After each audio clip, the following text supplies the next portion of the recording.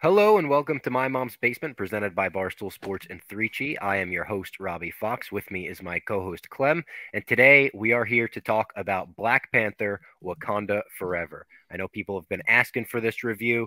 We're a couple days late on it. I'm traveling. I'm in a hotel room, if you can't notice. I'm down in Coconut Creek, Florida, filming some content with the Professional Fighters League and Kayla Harrison, so look out for that. But this movie I saw on release day, this movie I loved. This was a packed theater. This felt like a true Marvel opening night for me. The theater was clapping at moments, theater all laughing together. You could hear the sniffles and some emotional moments. And this felt top tier Marvel to me. I don't know if it's a top, I'm not ranking it or anything like that. It just felt a lot of people were saying back to the Marvel we know and love. I'm a guy who's pretty much loved Phase 4. I've been very, very open about how I've liked a lot of the projects, but this did feel a level above a lot of that stuff. Did you feel the same way, Clem? Yeah, let's call Phase 4 what it is. It's introduced a lot of new things, a lot of like not just new characters, but new ideas where we're delving more into magic and we're getting into a lot of just shit that isn't in the MCU. And there's new characters, there's kind of side characters, bit characters. We did the Werewolf by Night, introduction. So it's been very uneven. And there's been big movies as well, but it's just been it's been different. And then to have this kind of as a quote unquote Marvel, big time Marvel movie, where the guy who was the fucking, I think, going to be the centerpiece of like these next few phases happened to die, it kind of just fucked everything up, man. Right. And it's like we've talked about how post Endgame, the pandemic kind of threw stuff into flux because it would have been pretty fucking sweet if we could have just been like, all right, Endgame just happened. We have to kind of hit the reset button, and there's going to be a lot of shit coming. And then, pandemic just changed the whole fucking world. And then obviously Chadwick Boseman dying. I think it was going to be him and Doctor Strange. I feel like we're going to kind of be the two guys Right. that we're going to carry this, right? Because I obviously RIP my dog Tony Stark. Captain America's old ass is on the moon right now. Chris Hemsworth is too fucking rich to. I don't think Thor is ever going to be that guy.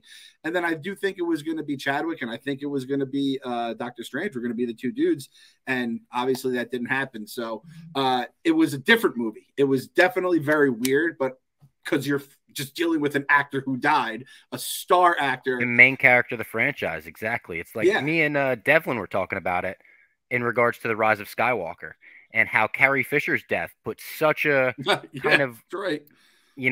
unfortunately strange tone on that movie. The way that they used her, it could have probably been done better, and it could have been done better, obviously, because they did it better in Black Panther: Wakanda Forever with the main character passing away. It wasn't, Princess Leia was a side character, but as soon as I saw this, and especially the way the movie opened, spoilers and everything for Black Yep. Panther: Wakanda Forever, the way it opens, I thought immediately, like, oh, wow, this is the way they should have opened The Rise of Skywalker. Like, you kind of make it a movie about grieving, making it meta in a way. There's a lot of moments in this movie Mm-hmm. where they say he suffered in silence and he passed away peacefully and all of that.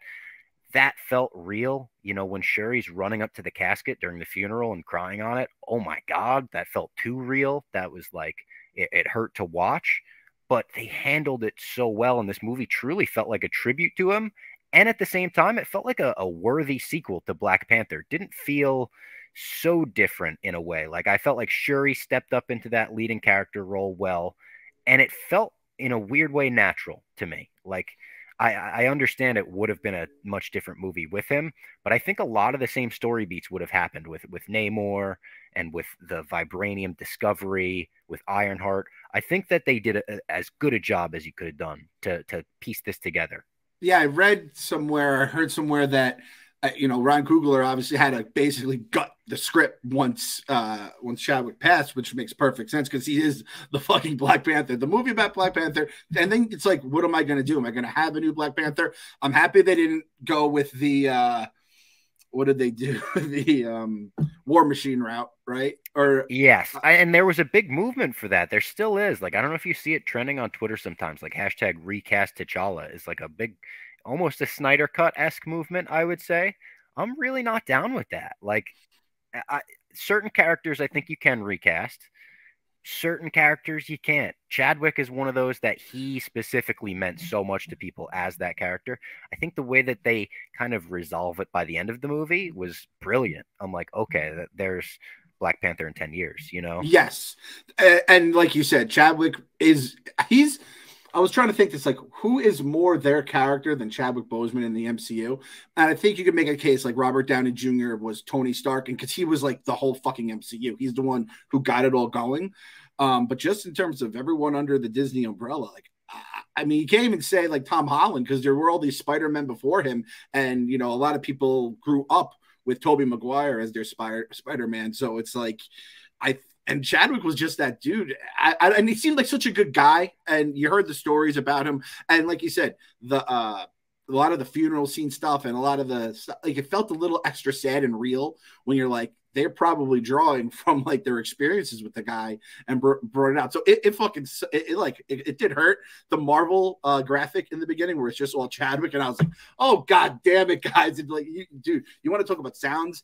It was all you heard was people crunching on their popcorn when that came up. Like, there wasn't a fucking sound to be heard other than people eating and drinking, because it was like, fuck, man, it was pin drop kind of stuff. So that was one of the best Marvel intros they ever did. Like, the silence specifically over it, the tribute aspect of it was great. It was so silent in my theater, you heard a couple of sniffles, and then at the end of it, as soon as it was over, the theater like erupted in applause. Yeah, we had a slow clap, and not like a legitimate slow clap getting fired up, but like one person did it, then like 4 people did it, then 10 people did it, which doesn't happen often with the Marvel movies that are like individual character movies. I think your good Avengers movies will get something like that, but it did feel like it was bigger than just the MCU, because you had such a good dude dying. And I'm with you. I don't think they should have recast T'Challa personally, because it would have been unfair. It's like replacing Derek Jeter with the Yankees. The way the Yankees did it, it's crazy. It sounds they got making him wear number 2. Like, yeah. It doesn't work. Yeah, it's like, oh, it's just gonna be the new Derek Jeter. You can even call him Derek Jeter, or it's like, no. Let's just go a completely different way here. There's so many different ways you can go about it. Why would you go that way? And even the disease angle, I thought that was smart, and I was sold on it because it happened in real life to this fucking guy, and it's fucking unfortunate. It's sad. I imagine everyone's feeling the same emotions you saw on the screen there. So, and the way Ryan Coogler tied everything around, like, we can get right into it. The movie opens with T'Challa dying. We don't see him. We just see that Shuri is in a panic, trying to assemble something to save his life, and they're like, his heart rate is dropping. We find out that what she's trying to make is the heart-shaped herb that Killmonger destroyed in the last movie. She's trying to make an artificial one. So to link it all up with, like, maybe this could have saved him, and since Killmonger burnt it down, now she's so vengeful, and she has to overcome that in this whole movie, overcome the vengeance and just kind of be at peace with the whole thing. That was so brilliant that you're like, those are the moments where I say it felt natural, in that, like, that was such a smart plot line that you can't believe it came from a place of shock and unexpectedness. Yeah, and you know how it ends, and you're just like, all right, let's get this shit done. Let's fucking do this. And they get it out of the way right away. They do the funeral, beautiful cinematography, like the dance scenes, everyone's in all white. You didn't see anyone from the Marvel universe other than like Wakandans, which some people were complaining about.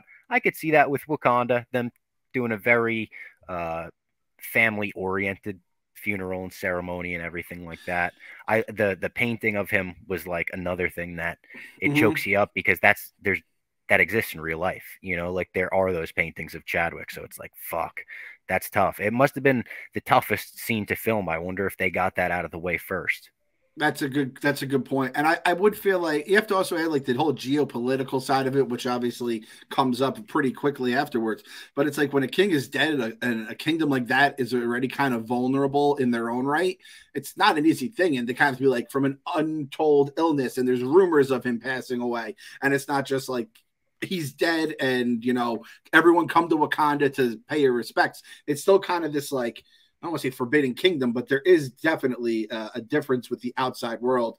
And as you see, you find out why, because of the vibranium and all that shit. So it is kind of this uneasiness about it all that I do think like that would 100% play a role in if it happened in real life. Which again, talking about the MCU in real life is very hard to. I also heard that there was a Scott Lang's books reference somewhere in like on one of the Anderson. Someone did say that, yeah, in the little mini scroll. There was like for the news or whatever. So they go 1 year later, right away. Wakanda's under pressure, and I'm reading along from the Wikipedia if you want to follow along for my plot lines.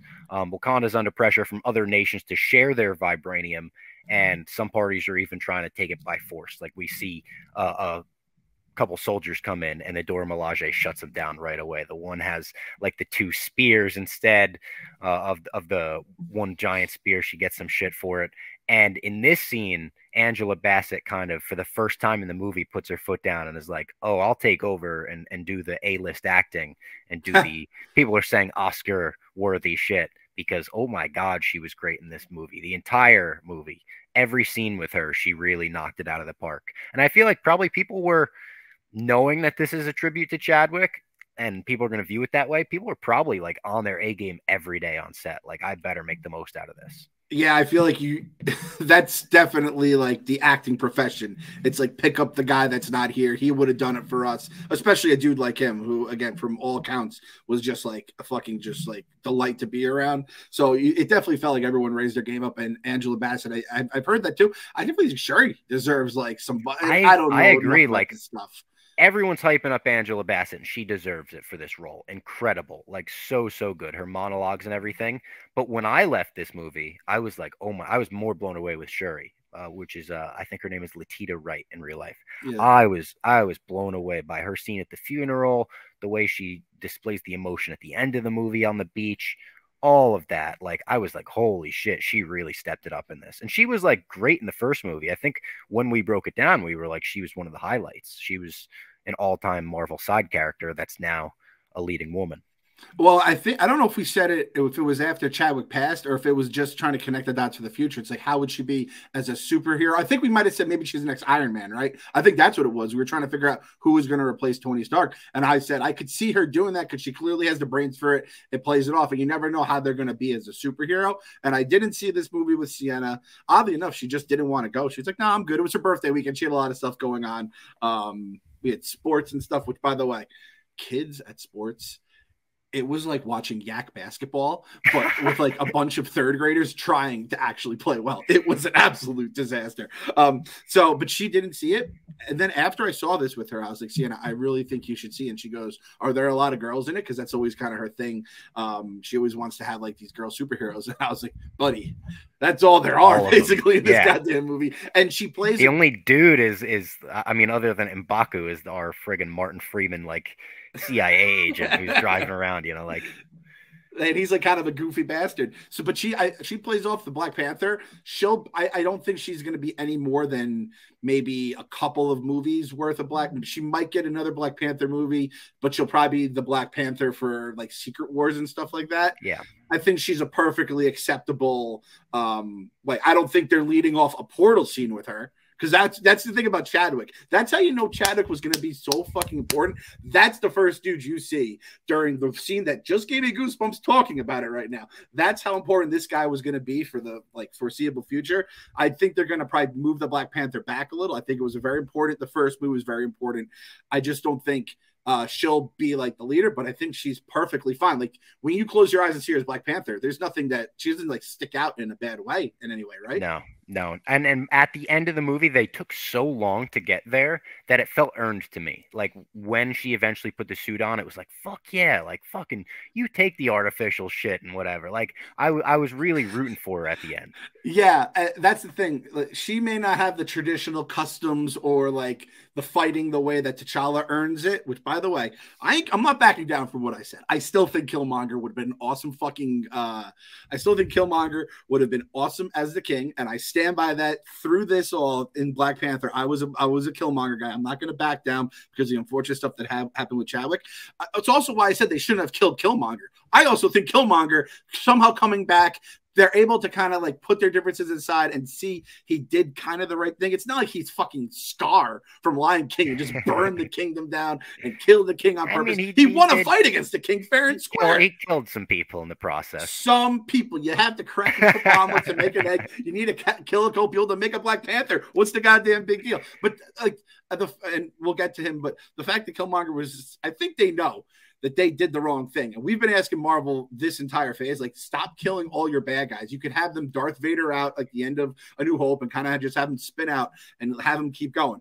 That being said, if it can't be Killmonger, I'm very happy with Shuri, and I think she did a good job. And during that mercenary scene, there was just some like badass, like just kick-assery right there. And the whole, the scene where it's like they lose the vitals on the first guy, and then you're just like, oh shit. And I didn't know, I thought we were going to get some more like a jump scare or a big like dinosaur looking like sea dragon or something, because at this point I have no idea what to expect from under the water. So it had my heart movie racing too. Yes, like visibly pretty dark, like in the Game of Thrones way, almost not in like a I can't see shit way, but just a lot of scenes I was like, what are we looking at here? But beautifully shot movie, especially when they go underwater. Shuri sees the whole city. When it comes to Killmonger, I go so back and forth. On one hand, I think he might have the best death in the MCU. Like that line he goes out on is so great. On the other hand, I do agree that the door was open for them to bring him back in this movie. He gets thrown into the sea, which is kind of like where Chadwick got thrown into, and then they, save him in Black Panther. And then in this movie, we're dealing with the sea. So I did sort of think like gets thrown into the sea. Namor has some kind of technology underground that resurrects him. And now he's coming back for revenge, or he sees the fault in his ways after that conversation. The way they brought him back, though, I also really popped for in the theater. And I was like, oh, that's fucking brilliant. Because I didn't see it coming. I thought we were going to get him in a flashback or something. I was like, how do you not bring him back, especially after everything that happened, just for one scene at least? I wonder if Ryan Coogler could have called Michael B. Jordan and was like, do you want to come back and we'll do a full-fledged thing? And he was like, I got Creed, I got this, I got that. And he was like, all right, we'll do one scene. Or if it was just like, that's truly how he wanted to go about it. And as a Michael B. Jordan fan, I'm just bummed he can't come back in the MCU now. Like, you can't just have him. You can't go from Human Torch to Captain America like he did with Chris Evans once upon a time, because it's a completely different universe we're living in now. I'm just bummed that he got it, he crushed it, and then he's gone. I do understand people be like, it seems like a real crazy thing if you just had Killmonger coming out of the water being like, I'm back, motherfuckers, give me the suit, let's rock and roll. But I don't know, man. I just love Michael B. Jordan. I'm just a Michael B. Jordan fan. What can I say? He's out of the MCU.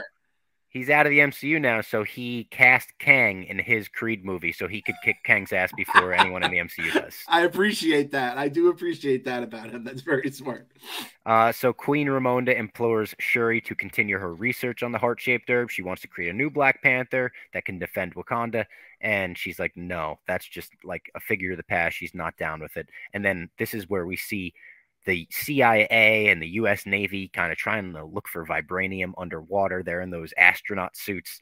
The one gets disconnected, loses vitals. Lake Bell is actually in this, who has another role in the MCU. She is Black Widow in What If. She does the voice. Oh. So that was a nice little nod. And he gets disconnected, and then the expedition is attacked. And this is such a cool scene visually when you see all of the little heads pop out of the water, and it's like, oh, fuck, there's a lot of people in the water. They all start climbing up on the ship, and then they play that sound, which like starts making people walk off the ship and jump off to their own death or whatever. Very weird, but very cool, like a unique, almost Annihilation type thing. I don't know if you saw that movie. That was a cool sci-fi movie, but very, very unique. Then I don't know if this is just my simple brain connecting two things that are the same, but it did give me vibes of Captain America Winter Soldier in the beginning when they're on a big ship like this at night. Oh yeah. And there's kind of like a run through attack. Captain America fights George St. Pierre and everything. This was honestly one of my favorite scenes in the movie. Seeing Namor for the first time, jumping up, throwing spears at helicopters and shit, like throwing helicopters down. I was like, all right, badass. Yeah, I don't know enough about Namor to really know what I was getting into with him, other than what Jose told us in the past. And then I saw his shit. I was like, oh, okay, this guy can fuck some shit up here. And I'm like, please don't kill this guy too. That was my biggest thing. As soon as I saw he was pretty fucking cool, the sounds they make that cause the people to jump off the side of the boat, I was like, that is such a. I just loved it as like a cool. I love the different, like, you're not just using typical weapons, or they have lasers, or they have spears, or they have something. It's just something different like that, where they have to put earplugs in their ears. I'm still not sure how he stopped the helicopter, because it's going and then like it's like and I'm thinking, did Namor? I thought Namor had like grabbed it or something. Oh, okay, because he has the wings on his ankles, which, by the way, impressive that those didn't look stupid. Yes. How do you do that without making them? Because they didn't. They looked pretty normal, and like the way he was like fucking jumping throughout the air, I was like, this guy's like sidestepping in the air. It looked cool. That was the most impressive thing of the entire movie. Forget about like flawlessly going from the passing of the lead actor. It was making wings on feet not look completely fucking lame. They still looked a little weird, and but by the end, when Shuri rips one off, I was like, oh, it's brutal. That's his wing feet, man. What is wrong with you, Shuri? Yeah, I'm with you on that. Which, by the way, that was the like logo of my middle school growing up. It was like a shoe with a wing on it. Lame.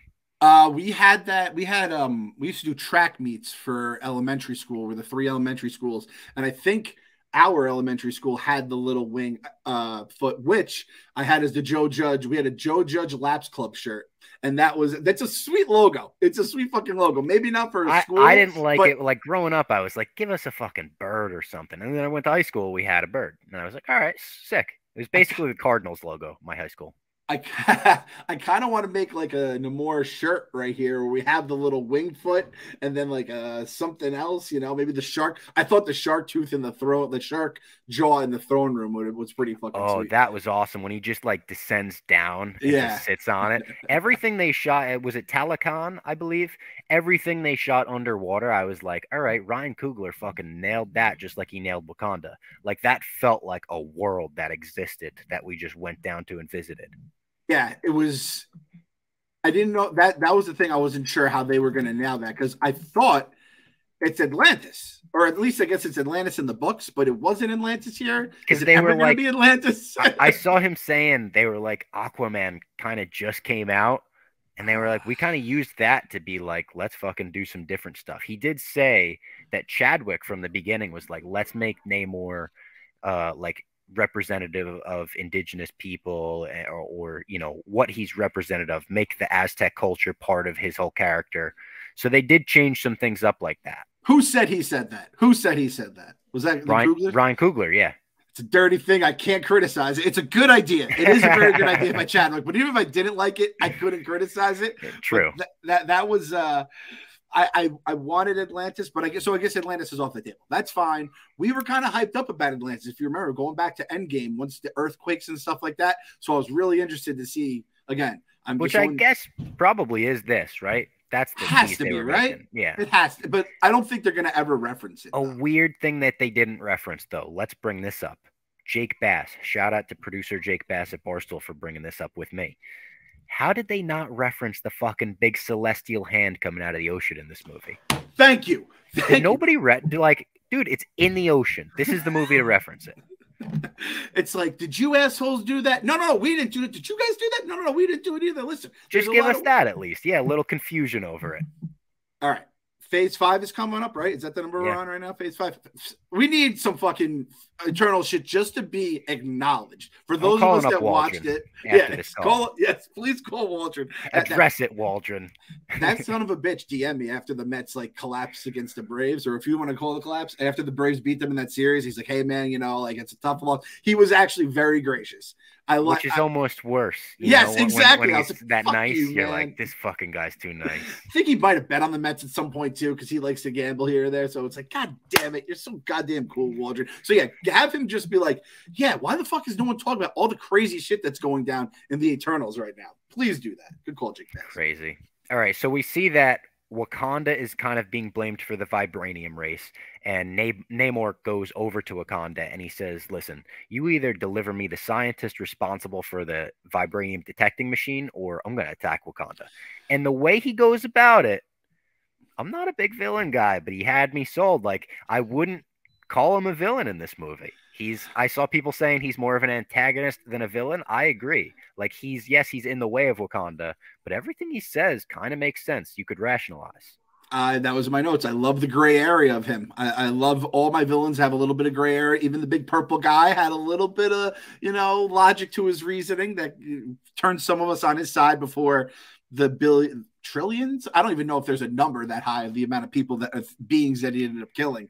You would guess trillions, yeah, if least, not more, yeah. If not more, yeah. We're talking the universe. Zillions, yeah. Shout out Dana. Billions.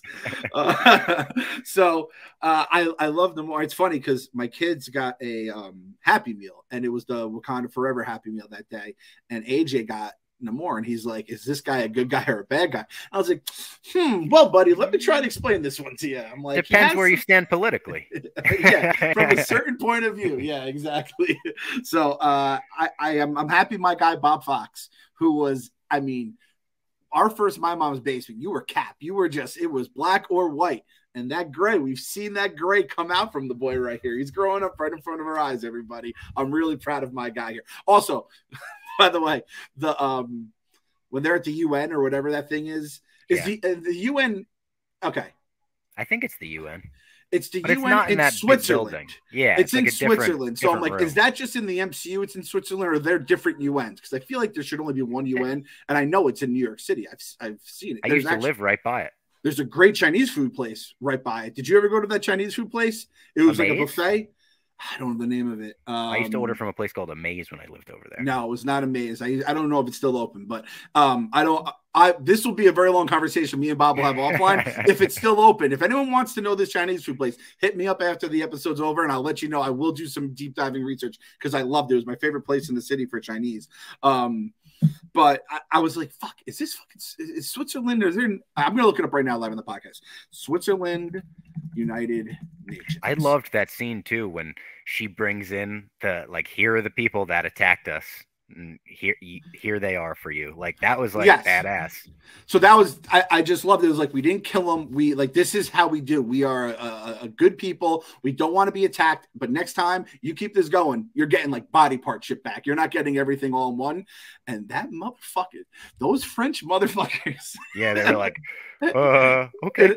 It was straight up France. Like, we could just admit it was. I don't know if they ended up speaking French, but I remember when they were going around the room, and there's a line from the Scorpio episode where he's like, "Hey Homer, like pick one country to I forgot what he says, but he's like, well, pick one country, Italy or France." He's like, "Italy." And Scorpio goes, "They never choose France." Like, France just had such a bad rep. The person in France is like, "Yeah, s'il vous plaît." It was she had such a little worm face about her. So I loved how they did that. It just made me laugh. What'd you find on the UN? So there is the United Nations in Geneva, right? Now, so it says the United Nations office at Geneva. So I'm guessing it's not, the HQ. It's kind of, maybe it's like their Barstool Chicago out there, right? Yeah. That's how I'm going to equate it. And Eddie is the head of the Switzerland United Nations in the MCU. Our boy Eddie. I'm going to try. Hey, who some call Red Ed. Hey, what? Rob, don't say that. I'm an Ed head. Some call him Red Ed, though, and that fits into this. Hey, listen, guys, you can't be taking the Vibranium. This is the Vibranium. Large could do it so much better than me, but I always love giving it a shot. Let's tell the people about Game Time, one of our favorites. This is the exclusive ticketing partner of Barstool Sports, created by fans for fans. They are the ticketing app that makes it easier than ever to score last-minute deals on tickets to sports, concerts, shows, anything you would buy tickets to on any ticketing website, and they guarantee the lowest price. So I know Taylor Swift, everyone is tweeting about trying to get Taylor Swift tickets today. I wasn't stressed over it. You know why, Clem? I'm going to wait till the last minute. I'm going to our friends at Game Time. That's how to do it. That's the way. You don't need to. It's like people used to pre-order games and stuff. You don't need to pre-order games. Just wait till the day comes out. Then you download it. You get a deal with Game Time. We've had tons of Barstool fans using it. I actually saw some Barstool fans at UFC 281 that were like, "I used your promo code to get here," and I was like, "That's my guy right there." So you could get great tickets, anything you'd like to go to: hockey, basketball, Bluey Live if you're a parent. And it's so easy to use. It's the fastest growing ticketing app in the US for a reason. You're going to love it. Go to the Game Time app, go to the account tab, create a login, and redeem the code BASEMENT, all caps BASEMENT, for $20 off your first purchase. Terms apply. Download Game Time, last minute tickets, lowest price guaranteed. You don't even have to fight against the T-word website that I won't even give the free publicity to. That's the Empire. That's the Empire. Game Time's the rebellion. That's right. Support the rebellion. Back to Black Panther. Shuri and Okoye learn from Okoye. So yeah, I'm so bad at names. I was saying in the gym to them, I was like, that's my worst fault with fighters is I could watch 1,000 fights of the exact same fighter and not know how to say his name. Well, you say who's the name you say wrong in Qui-Gon? Qui-Gon.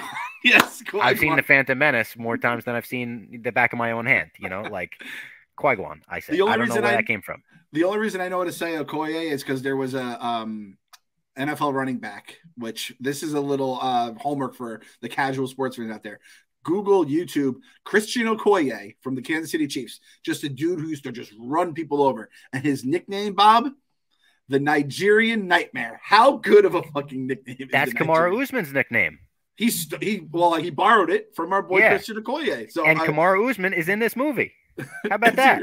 Yeah, he has a little role in this movie where he just walks in. I think it's this scene right before the Queen kind of like dresses down Okoye, where she's like yelling at her, "You changed on my son when Killmonger took over and everything. You supported that."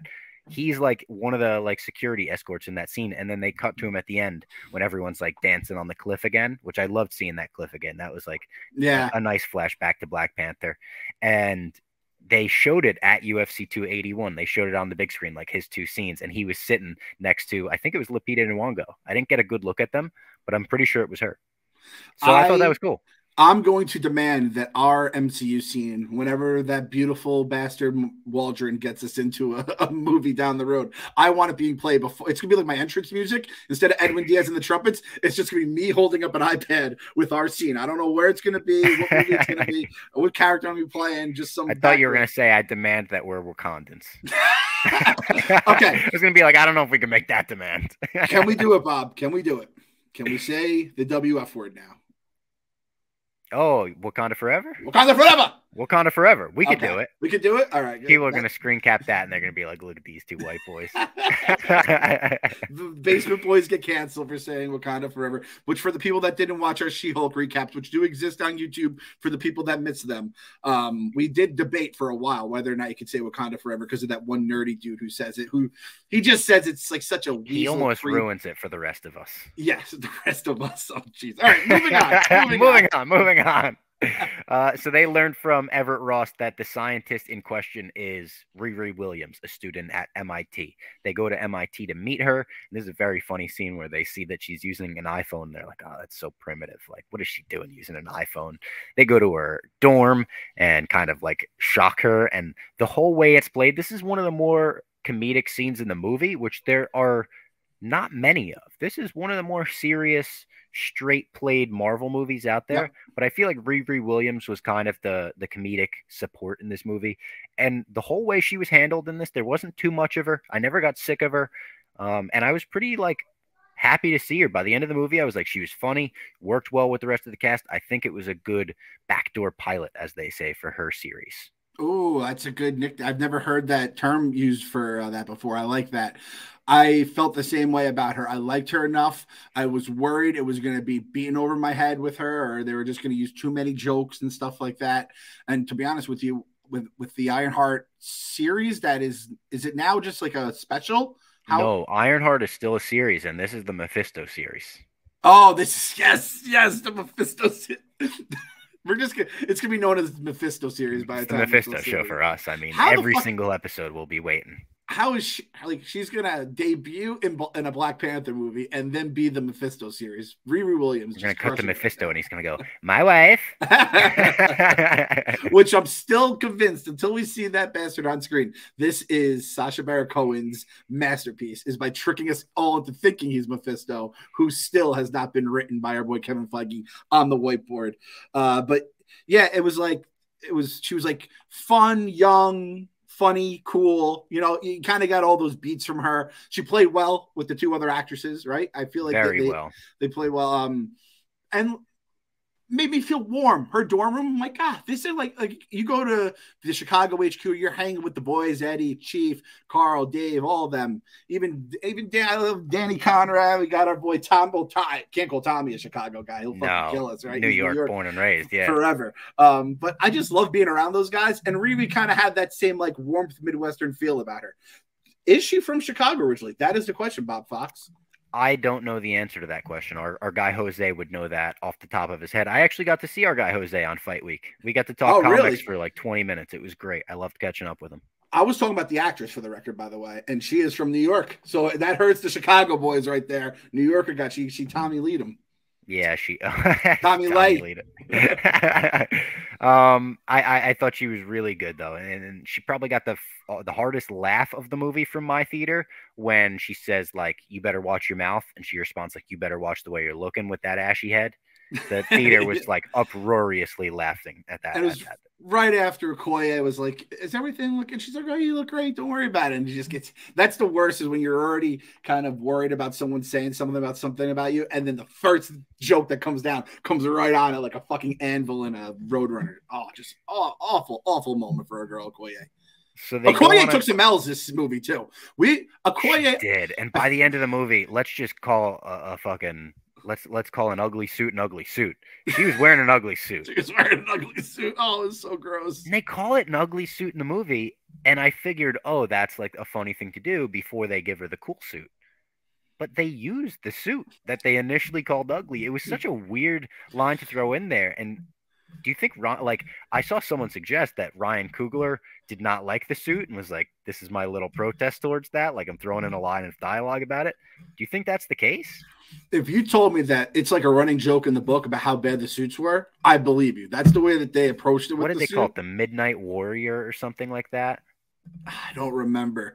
It's almost like the Ball Don't Lie shirt with Dave, where it was such a bad shirt. Dave just made it a joke till it became a good shirt that everybody had talked about it so much. It's the same thing. Like, imagine she just wore a Ball Don't Lie. Midnight Angel. That's a cool fucking name, though. That's the thing. It is a cool name. The suit just looked like a weird, like, knockoff Predator or something. That's exactly what I was thinking. A Predator kind of suit. Yeah, I wasn't down for it. But they get into a big chase scene now where they go back to Riri's, like, hideout. We see one of her Iron Man suits. This is her kind of Mark I suit, which she gets to use and fly around in. And then the rest of them go out on car and motorcycle. Big chase scene with the CIA. They're surrounded, and we see, I don't know if it's this early, but Julia Louis-Dreyfus is the fucking head of the CIA in the Marvel Cinematic Universe, which is crazy. And I love that she is the ex-wife of Martin Freeman's character. Like, that connection in this movie, brilliant. Chef's kiss at whoever, thought, let's connect these two characters like that. That, man, was dominated in the bedroom. Let's just call it what it is, right? That between every single interaction we see with them, I'm just like, Val just fucking owned your ass, dude. Elaine, or we said we're only gonna call her Elaine. Elaine, yeah, owned your ass, man. I like that guy. He's awesome in the season of Fargo that he's in. I don't remember if that's season 2 or 3. But I loved him in it. So that was a great twist. That was a very fun twist.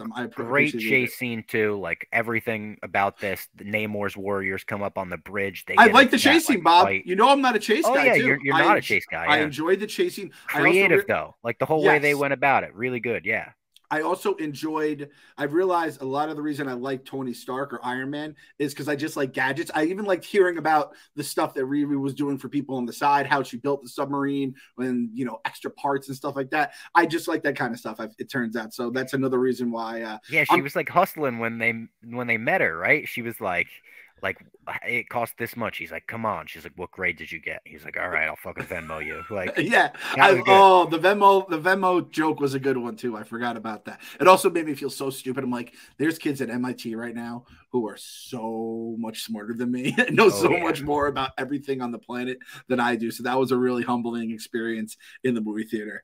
The chase scene was awesome. And like a different dynamic of how you have these two groups going towards each other, but then there's like, you have the cops who are the bad guys, but then it's really the motherfuckers in the water that are the problem. And they had cool character designs, kind of like the Avatar, but they had the mask of water on and everything. The way they jumped off their whales onto the bridge, they get into a fight. It looks like Shuri like kills two of them, or someone stabs them, and they recover. And we learn later that you need like a sonic weapon to truly like injure these people. That's what their weakness is or The whatever. water like rejuvenate, or is that just Namor where the water rejuvenates him? I don't know because these people obviously were rejuvenated by that. These Like, people, Bob? Do you really want to say that on the podcast, right? but they did have like almost a Wolverine level of healing in this one when they just stood up and dove back into the water, and they take Shuri. She says essentially like, "Take me, I'll go down there." But when it's like on the Dora Milaje to make sure that Queen Shuri or the Princess Shuri is okay, the Queen is very upset about this. So this is where she kind of like rips the Dora Milaje apart, and she's like, "You let my daughter fucking get kidnapped." She thinks the daughter was kidnapped at this point, Shuri, but obviously we know Shuri volunteered basically, and she goes down to Nakia, who has been living in Haiti since the blip. That's right, and I forgot It's been like 6 years. That's another thing. It's like that almost messed me up at first. It felt like, oh, these characters are reuniting right away, and I'm like, oh yeah, they haven't seen each other in 6 years. They're taught, so they have there's obviously the year later after T'Challa's death that they go through, and then when she says 6, you're going 5055. I know that number. That number means something. And then I'm thinking, our boy T'Challa was gone during the blip, because obviously that's the really emotional scene. We're just like, this motherfucker just made $1 billion for Marvel, and they turned his ass into Thanos dust. That was I think it was him and it was Spider-Man. The most shocking, yeah. Like in that movie was like you would never expect that, and even the way they play it, where she grabs his wrist and she's like, come on, let's get to safety, my king. You expect her to go. It's so well executed in that, because it's like the last guy you would ever expect. I gotta watch Endgame again. Just think about the portal scene, or Infinity War in this case. Like, I just gotta watch both of those movies put it back in the theater, because we have to take down Avatar, because James Cameron is playing his little games. Which, by the way, few people hit us up about this. 100% true. I'm so happy Marvel got the jump and they got the blue-skinned water people in before, because that Kevin was one Feige of the just subtly giving the middle finger. That was one of the previews I had. Was what is it, The Way of Water or something like that? I got 3 Jonathan Majors previews too. Yes. It was Creed, Ant-Man, and he's in a new like pilot movie. I forget what it's called, but it's like him and another guy, and they're like old school pilots, like with the propeller planes. Yep. I think I got that one too. Yeah, I definitely got that one. The quick tangent, the Ant-Man preview, I've gone down and found like 4 different versions of that Goodbye Yellow Brick Road version of it. I think you should just have that shit on iTunes or whatever, because I just want to listen to it nonstop. It's awesome. It's like an epic version of it. Yeah. Yeah, it's great. But what's the girl's name? T'Challa's girl? Nakia? Nakia, yeah. Nakia. The Nakia stuff, I was a little kind of like, all right. I actually had to go to the bathroom. I had to pee at one point, and I was like, so did I. I had to pee in this movie too. Oh, that was the other thing. 2 hours and 40 minutes. It's long, and it felt long, but not in a bad way. Like, I don't know what you would have cut. That's the one thing I'll say. I think they had a lot of ground to cover, because they had to address the whole, our star actor who is the main character in this died, and they had to do it somewhat cleanly. So I'll give them a pass for that. I almost threw this dad joke on Twitter, and I still might do it. 2 hours and 40 minutes for this Black Panther movie. Wakanda Forever, indeed. Jeez, these guys. That's a good one. You should throw that out there. 2 hours and 40 minutes, because it felt like epic. But another thing, like, I was almost surprised when you said you wanted to bring your daughter right away, because I felt like the first 2 acts of this movie don't truly feel like Marvel-ish, in that like they don't feel superhero-y. Superhero-y, but they don't. Like, the third act feels like, okay, we're into the fucking battle, the big, armies battling, the heroes battling. The first 2/3 is pretty sad. Yeah, it's tough. And I even said it to her, because she goes, so what happened to the other Black Panther? I'm like, well, actually, the actor died in real life. She goes, oh, okay, that makes sense. I'm like, all right, you kind of were able to process that pretty well. So you're going to go have a whole bunch of, but I'm telling you, when she sees Riri, it's going to just be like, true. The lights are going to go on, and she's just going to be in her own little new favorite hero. Universe. Yeah, you'll have a Halloween costume for next year. Exactly. So Namor shows Shuri the vibranium-rich underwater kingdom of Talokan, which I love the way that they all say that. The way they say, the feather serpent god. I can't even Hmm. attempt to say it like they say it. It just sounded awesome coming out of everyone's mouths.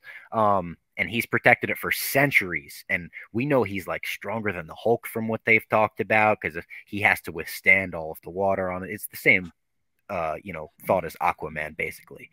But such a cool underwater city. She's wearing, in a morbid way, one of the suits of the people they obviously killed while he's showing her around. I was wondering how they got that suit, and that's awesome. It's the That same is so suit. Yeah, fucking they're awesome. like, throw her in that one. Metal rating? That's a metal. Metal. Pretty Definitely fucking metal. metal. Yeah. And then he's just tells her he's bitter at the surface world. Like he was enslaved, his people were enslaved. He proposes an alliance with Wakanda against the rest of the world. But he's like, if you don't want to do that, we're going to war. Like, I'm going to war with the world, and I'd like you to join me, essentially. And you see his side when you see the flashback, him as a kid, him having to like bury his mom, like all of that stuff was like, all right, I see where Namor's coming from. I understand why this guy's pissed. And they use the M word. Namor is a mutant, confirmed mutant. Mm-hmm. Have to throw the X-Men theme in there somewhere. I love the whole alliance angle of all of it, where I love when the enemy in the movie is trying to become your friend, And and they're the way super similar. yeah, and the It's not way even like a Luke and Vader thing because it's kind of like a coworker thing. Like, hey, we're the exact same. We're, yeah. an underwater city, an under planet city with vibranium, and we need to stay hidden. The world is now privy to us. The world is now against us. And your old king is kind of the reason everyone knows about us now, right? So it's kind of like we're giving you guys a pass on a lot of shit. Let's just team up. And the reason Namor doesn't even like hates the surface world, perfectly logical, reasonable explanation for it all. We talked about this in the Eternals, and it's the case here too. I love when we go back in time and you see like the old Yeah. Mayan ruins and stuff like that, and the conquistadors, and then the smallpox and shit like that. You're just like, oh man, like their whole worlds, just you feel it caving in on them, and they would just try drinking this herb, which again, a lot of similarity between that and the stuff in Wakanda where they're taking the herbs and stuff. So there's just so much similarities between the two. And even when he goes and meets Angela Bassett and Shuri, and he's like, if you tell anyone, I'm gonna kill you. I'm gonna start a war. If you do this, and then he throws the fucking submarine up there. Is it the submarine? He just like puts on the thing. They're just like, how the fuck did that get there? I'm still not sure how it got there. It's like it's like the big like giant crate, like it's huge. I even love the way he like flies out above them and like presents himself almost like Yeah. hello. Like it was very like old school, like Super Friends in that way, but in like a cool way.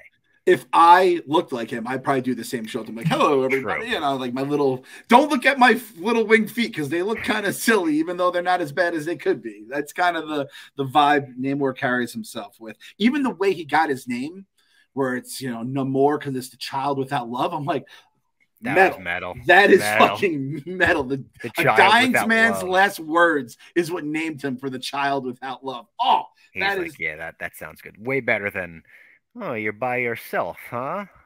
How about Han Han Solo? Solo.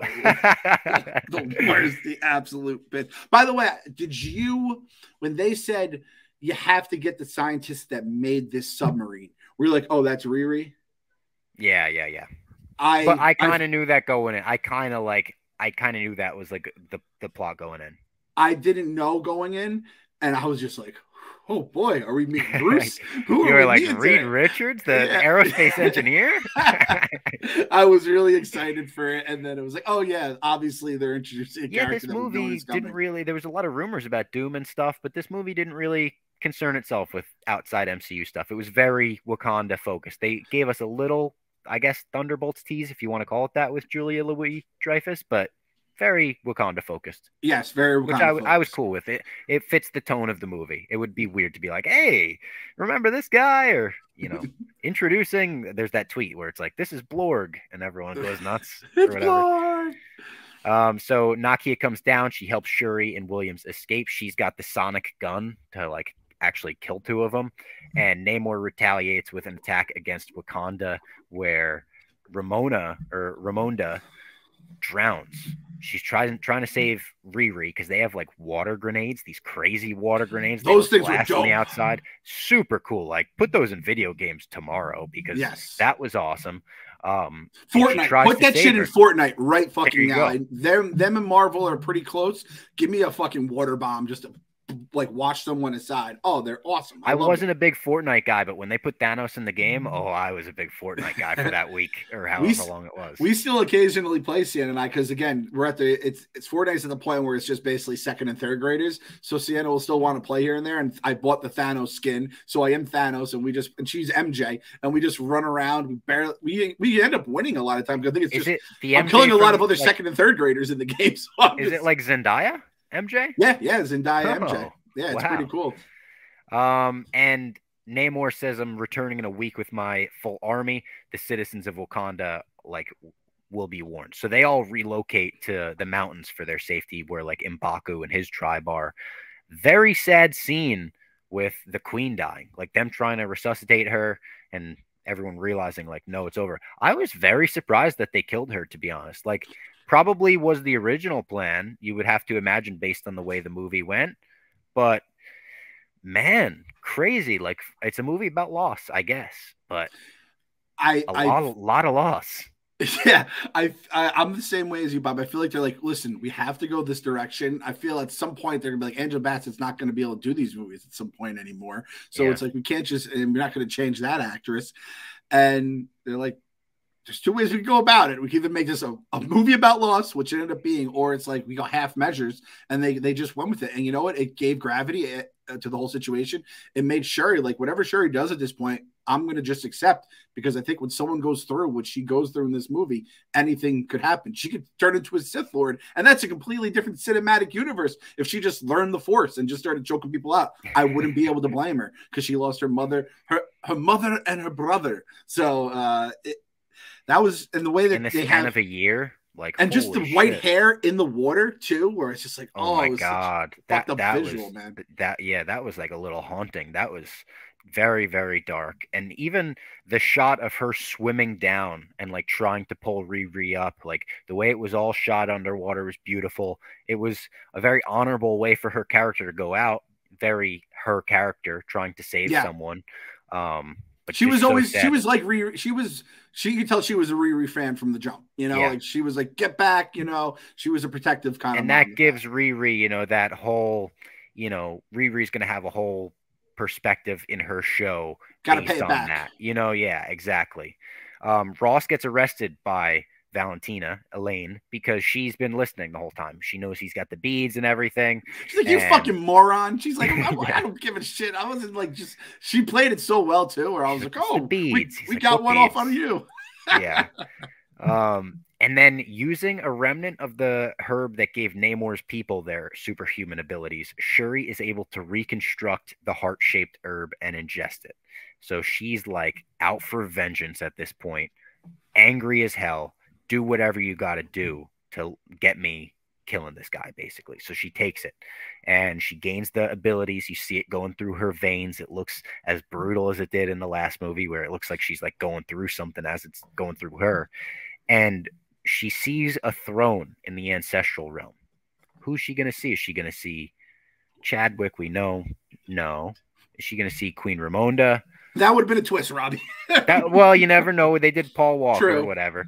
But True. we know that they said they're not going to do CGI and stuff like that. So is she going to see her father even, like, you know, who passed away, T'Chaka? Nope. Killmonger is sitting on the throne, and it's because she has vengeance in her heart, and he kind of points that out to her. He's like, you and me are way more alike than you think.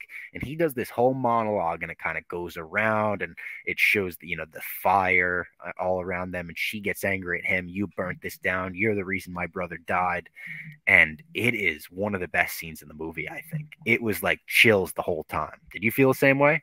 Oh, I just wrote Killmonger in all caps. I could almost hear Jim Ross. Oh, God damn it! You know the kid, it's Killmonger.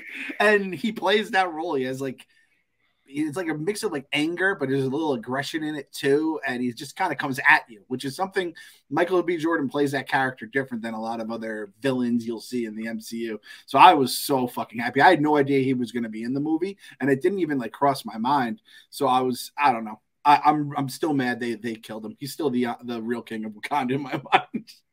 That's a problematic thing to say, maybe. We got an ad read to do from Morgan and Morgan, our friends at America's largest personal injury law firm. They have over 800 attorneys and offices across the country for all of you guys, all the stoolies, going up against big companies for the money you deserve. It requires having the big guns on your side, and Morgan are the big guns. Listen, if you're in a car accident, you don't know that you could have hired a lawyer. If it was a mess, you didn't know how to navigate the situation. Morgan and Morgan will help you figure it out. And when you're injured, you deserve more. Obviously, they know this. So they have more than $15 billion recovered. Billion with a B. Billion. Billion. Even better, they're completely free to work with unless you win your case. So what do you have to lose here? Listen, either you're winning your case or it's free, and it's like you went through nothing in the first place. They're not going to charge you anything. Morgan and Morgan has more. If you're injured, visit forthepeople.com/basement to see if you have a case. It's no cost to you. That's forthepeople.com/basement. You never know.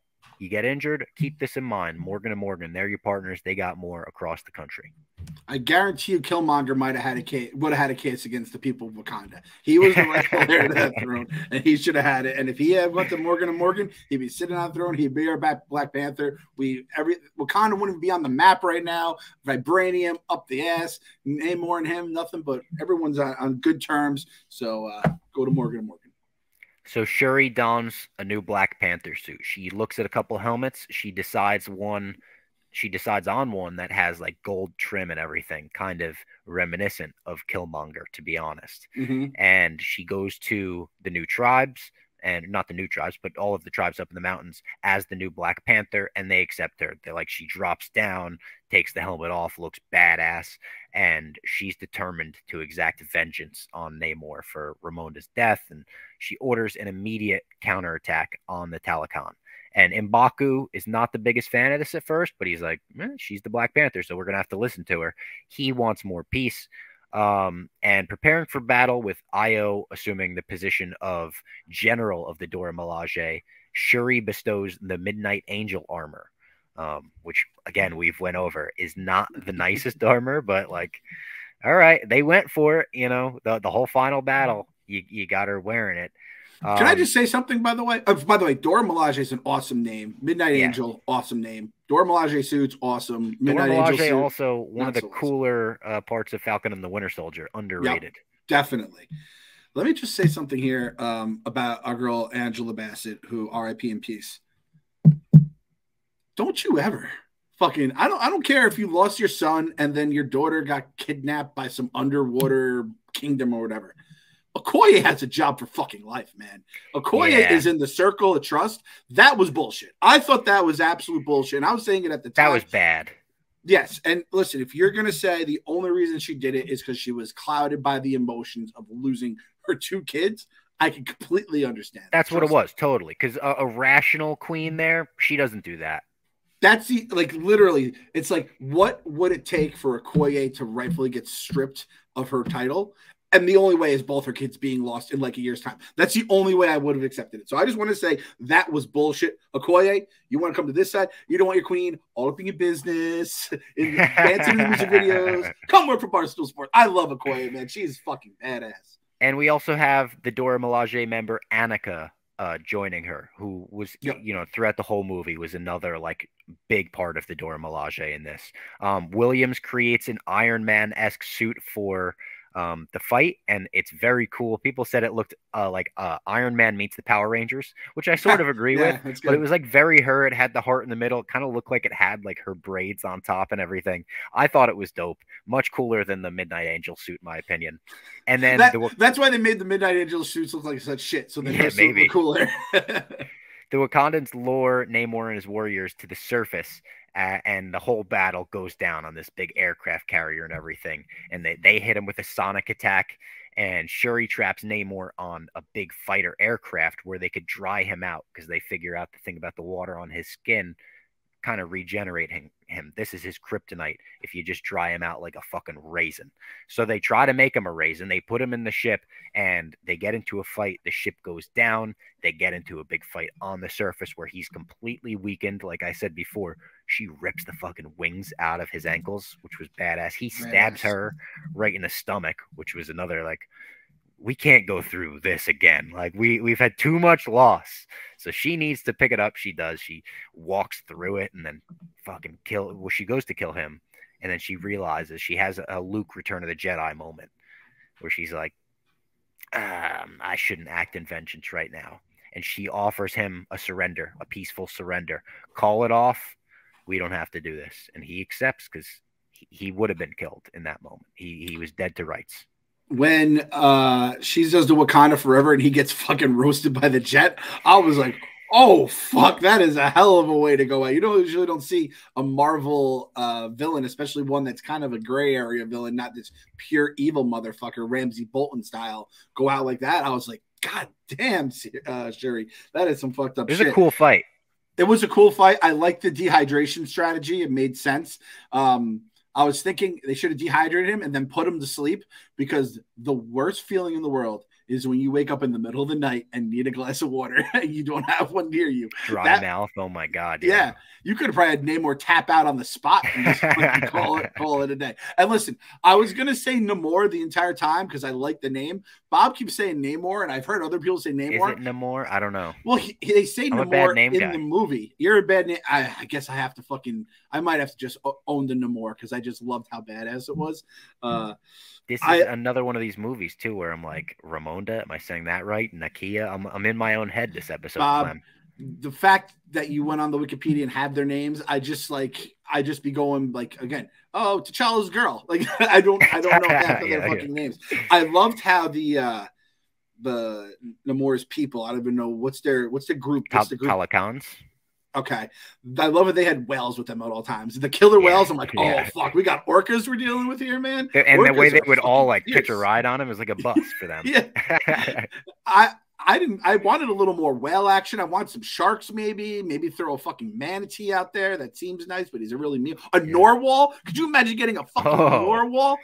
So that's something for spiking up right through someone. Yeah, let's work on that for the next. I don't think he'll ever have his own movie no more. But the next one, but he'll be back. Yeah, the end of this movie is like Secret Wars. Wakanda and Talokan are coming in as a tag team, big time. They don't even like hide it at all. I think they're kind of just like they're hammering at you over the head. But I was like, when he gets cooked by the jet, I'm like, did we just kill another fucking villain in Black Panther movie that was pretty cool and had some staying power? So I was really pissed when that happened. Also, why are you coming up with an entire strategy of attacking the people coming from the water, yet there's no one manning the bottom of the ship in case they fucking go up and try to? I was like, come on, guys. Yeah, that was almost like Shuri thought out her plan and then didn't put much thought into like the army's plan, you know? Yeah, she's like, oh, I'm gonna be flying when the fucking water people are attacking from the water. It was almost, to make a fighting analogy,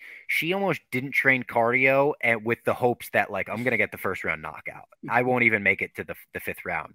And that's kind of what she did, and she succeeded. So it's like, all right, we can't criticize it too much, but they were about to get like probably roasted by the not quite literally like Namor did, but they were about to get beat by the They were about to, the opposite of roasted. They were about to drown like motherfuckers, like Angela Bassett was. I'm sorry if the wound is fresh. That was uncouth. Yeah, that was to bring that up. Yeah, that was fresh.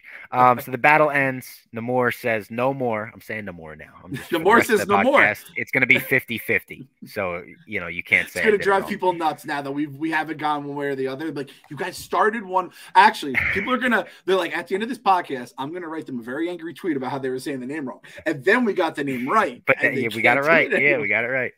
So Namor's cousin, Namora, says that she's very upset about this. She thinks it makes them look bad, and he reassures her, listen, this alliance is going to allow us to, be a tag team someday. We'll conquer the surface world together. Williams returns to MIT. And if they don't, we're going to fuck them up. That's the other thing he said. Yeah. Yeah. Which that's a big with part the Vibranium, with their forces together, they might be right about that. And can we admit too that in the scene, the when they invade Wakanda, it was a pretty fucking awesome, badass scene of them Oh destroying that yeah. wonderful country. Like I love Wakanda, The water but flowing through the streets, that was yeah, awesome. that was awesome. Williams returns to MIT and they don't let her take the suit. They're like, respectfully, you're still a teenager, so we can't let you take this ultra powered Iron Man suit back with you. Um, and Ross is rescued from captivity. That's a great scene by the Midnight Angel herself, like opens the thing and he's just sitting there. And in Shuri's absence, so Shuri goes away from the country. I thought this was very interesting. M'Baku steps forward to challenge for the throne, but how do you challenge for the throne if no one's at the throne? You know, like is he just volunteering to like he's gonna run shit when she's out doing Black Panther shit, which makes sense, right? Like he's the king of Wakanda, but she's the Black Panther, I guess. Yeah, I guess that's how we're gonna Which go. I like because M'Baku is one of my favorites. I do think he's like if you could have put him in the Black Panther suit if you wrote this movie differently, and I would have been satisfied with that. Yeah, he's also the only other guy that would have fit it based on the dude with the lip. Can't have that guy. I couldn't watch that anymore. I know he had a couple of lines too, and when he talks, it just makes it worse. I'm like, oh, stop moving! It's gonna rip your whole lip open. I hate respectfully. I'm sure respectfully. Even when people have the ear one, that's just like it's like the size of a quarter. It makes me fucking. I don't send shivers down my spine. Let's not talk about it, Clem. I don't even want to think about it. Yeah. Okay. Number one. This is actually a good point too, and this raises a question now. Could Shuri even become the Queen of Wakanda? Because she technically was on like PEDs to get the suit. It's kind of like making the Hall of Fame. It's like she has an asterisk. She has an asterisk next to her name, Bob. That's synthetic. That's not made from the earth. It's not natural, right? You know, she was on some Barry Bonds shit. I think even the natural stuff would pop you on USADA. Yeah, but it's the drug testing agency. Bob, I don't know, Bob. I don't know. So, all right, this is what we're going to get out of this podcast today. Should Barry Bonds be in the Hall of Fame? Yes or no? According to Robbie Fox. If you would have ballot. Hell yeah. There we go. Love to hear it. Love to hear it. Absolutely. You love drugs too, though. So I guess I was going in the nicest way possible. Good drugs. Weed. I like weed. Yeah, from the earth drugs. You love drugs. You love drugs, Mama man. Fox wasn't listening. Jeez. Bob, is this true? So Shuri goes to Haiti to visit Nakia or Nakia, however you would like to say it. And T'Challa's girl. That's who she. T'Challa's girl. That's how I choose to say it. And she, by herself, she's like, "I prepared it for you. Everything's good." And you kind of see where this is going because we had a conversation about this earlier on in the movie. She says, "I got to do this by myself," and she goes out there to burn her funeral clothes from now her mother's wedding because she burned her T'Challa funeral clothes with her mom, and she's now burning these funeral clothes, and that's kind of the end of the grieving. And oh my God, this got me at the end when they start flashing to scenes of Black Panther 1, and you see them doing the handshake, them doing the Wakanda Forever, like when they come in. All of those scenes, seeing Chadwick, I was like, oh, fuck, it wrecked me. And then the mid-credit scene wrecked me more because it basically just picks up where this left off. It's an extension of the scene. And Shuri meets Nakia and T'Challa's son. He comes out. I think he originally, this is another one where I'm not going to be able to pronounce it right, but he originally said his name was Toussaint. And Toussaint. Put a little French on that from Haiti, Bob. That's right. And she's like 5 or 6 years old because obviously she's been here for 6 years and the blip and all of that. And she says that T'Challa basically prepared them for his death and made sure that they're going to be all right. But, he says, I got a secret. My real name is T'Challa. And oh my God, that got me. And that's, like I said at the beginning of the podcast, why you don't recast T'Challa, because I think that's such a better way to go about it.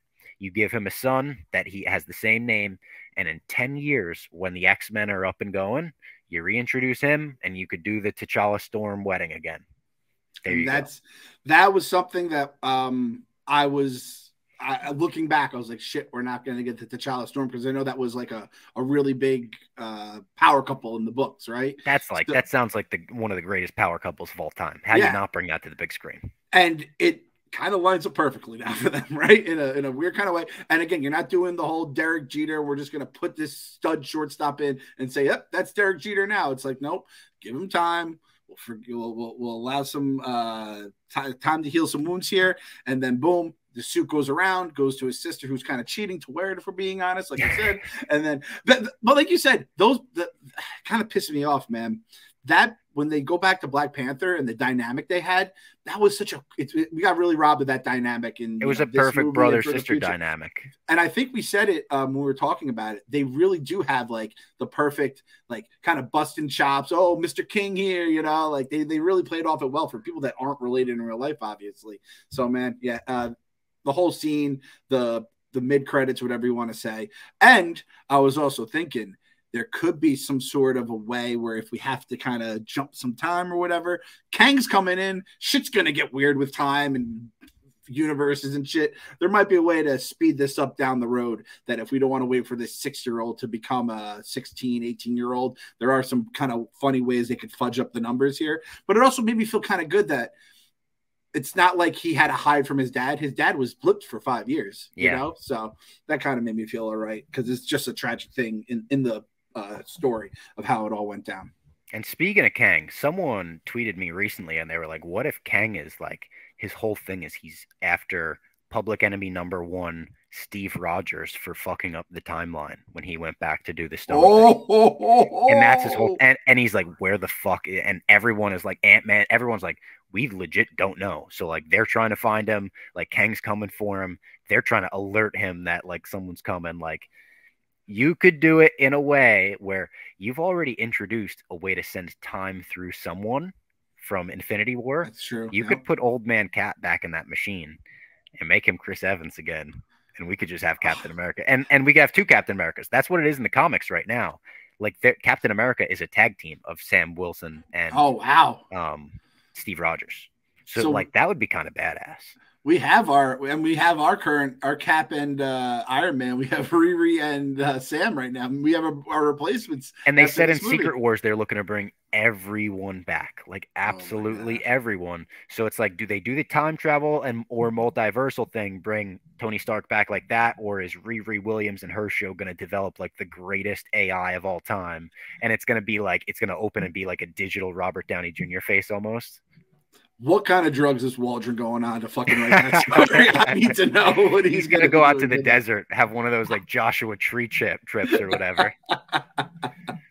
It's crazy. Waldron's writing that movie maybe as we speak. That's crazy, man. Maybe as we speak. That's right our now, movie. All right.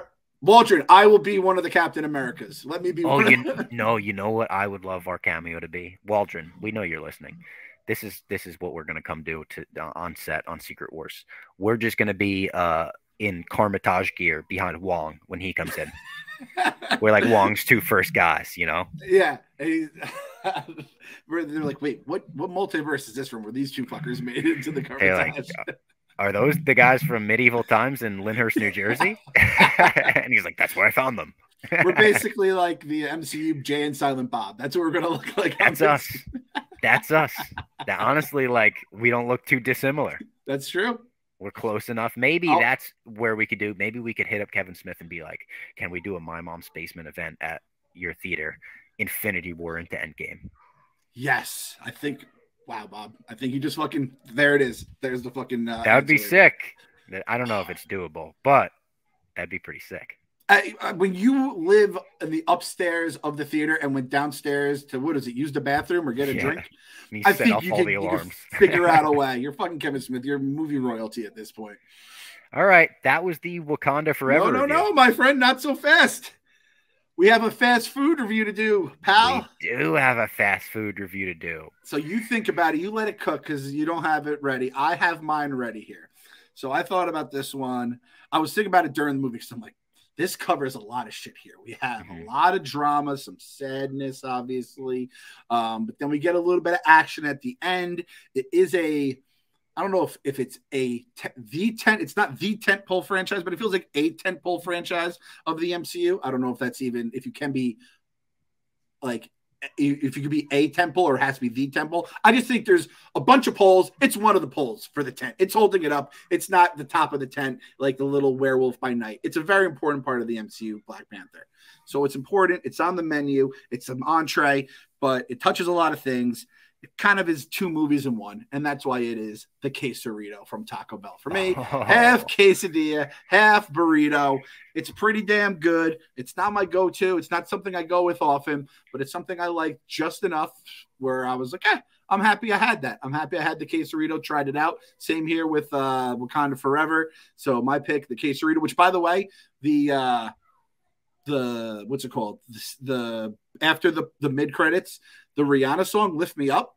I fucking love that song. Banger! Like I downloaded it as soon as I that, left. Yeah, I've listened to that just like in the shower, like hanging out. Like that's a really good. So she did 2 songs for it too. The other songs are good too. Have you heard that? No, I'll dabble into. I haven't dove into the soundtrack. I'll dive into it after we're done here.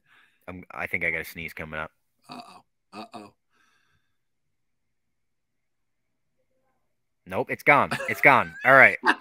Sorry about that. I have a meal in my mind. It took me a second to really like land on one, but I'm going more in terms of pure quality of the movie and this being a back to an original thing, but you're also taking something away. I'm going to go with a Baconator Jr., aka the son of the Baconator. Okay. Yes. Now I'm going with the son of the Baconator because it's not the full Baconator. It's also not a meal I could have every time. It's heavy and it's going to make me feel sad at the end of it. But when I have it, when I'm consuming it, it's pretty damn good. And I'm like, all right, this is just back to fucking quality Wendy's right here. So I'm going with the son of the Baconator. I like that too. I mean, obviously it plays with what we see in the mid credits there, and obviously the change from the sister from T'Challa. So, all right, so quesarito and the son of the Baconator. I think those are very similar. Where it's like, I'll have it here and there. Which I mean, I think if this movie's on, I'll check it out. But it's not something that is going to be a franchise play or even a second tier. It's kind of in the third tier right now. But like for me, no.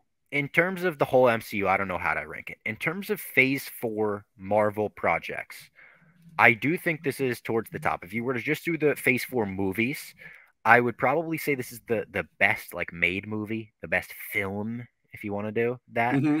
It's not the most rewatchable for me though. In terms of like it's heavy, it's sad, it's serious for a lot of it. There's not a ton of action. Maybe I'm a bird brain for thinking that way, but like I'll rewatch No Way Home a lot more than I'll rewatch this one. I think. Yeah, maybe that's just because I'm a massive Spider-Man fan too. But Black Widow, Shang-Chi, Eternals, Spider-Man, Doctor Strange, Multiverse of Madness, and Thor: Love and Thunder, and then Wakanda Forever. That's what we're dealing with in this phase. I put it probably behind. I put it like 3 to 4, depending how it's Spider-Man, Doctor Strange. I have higher. And then like Shang-Chi I really liked too. Shang-Chi is a rewatchable movie for me. That bus fight scene is so good. I haven't rewatched it since I saw it, and then I'm thinking like Thor. Either ones are a little too long. This one might be a little too long, where Thor's a little too short. So I'm in that same 3, 4, 5 range with you, I think. Yeah. All right. That was Wakanda Forever, though. Great movie. If you haven't seen it and you made it through the podcast, thank you. If you have seen it and made it through the podcast, also thank you. I was going to say go see the movie, but then I realized we're at the end of the podcast, and I was like, all right. I mean, we're not convincing anyone at this point. If you haven't seen it, we're not going to sell you on it. The hashtag MMB Forever. For anyone that made it all the way is that appropriation? Don't MMB Forever. Hey, listen, we love Wakanda. Hashtag appropriation, maybe? We just really steer into the skin. No. No. Tweet at just Robbie Fox. Do not add Robbie Barstool. Just him. Hashtag appropriation. All right. Hashtag MMB Forever. We're doing that one. Thank you for tuning in. Thank you for making it to the end of the episode. And we'll catch you next time to recap Andor episode 11. Which I am excited for right now. Legitimately excited to see this next episode. It's the penultimate episode. Oh, I'm even more excited.